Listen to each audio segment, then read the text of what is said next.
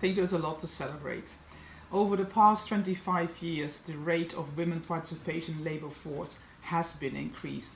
And that is important because it brings with it social, economical growth, but also development in countries, and especially those countries where they have shaped the framework to enable women to participate in work.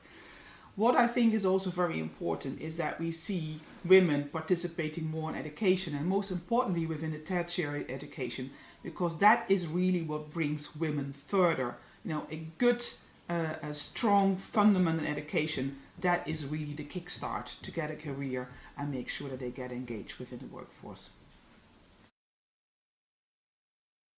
Can't, have a workforce without women. So tapping into the female talent pool is really critical to really shape those forces and make sure that there is a representative employment landscape today.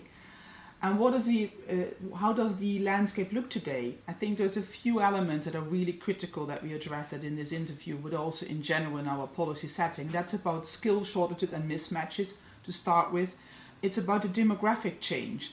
And not only demographic change in, say, the aging population that you see in many countries. It is also demographic change that we have many countries where we have a huge youth bulge, and how do we deal with that one? But there's also the demands from society, from business, from employers and workers for flexible working arrangement that we really need to cater for.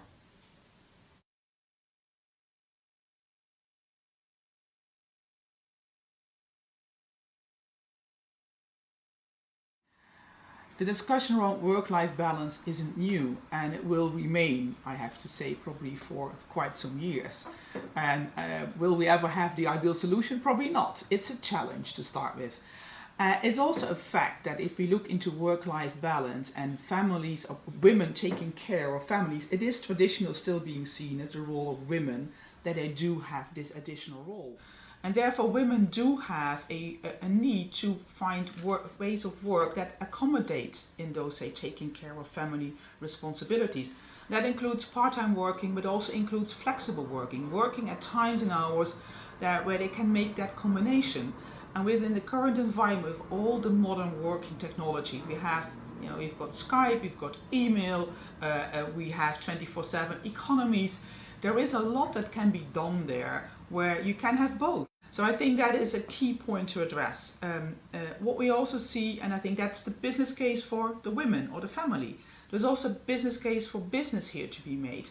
If business has a workforce that is flexible, that they can offer those flexible arrangements, that means they can respond in a better manner to the demands of the market and the demands of their customers.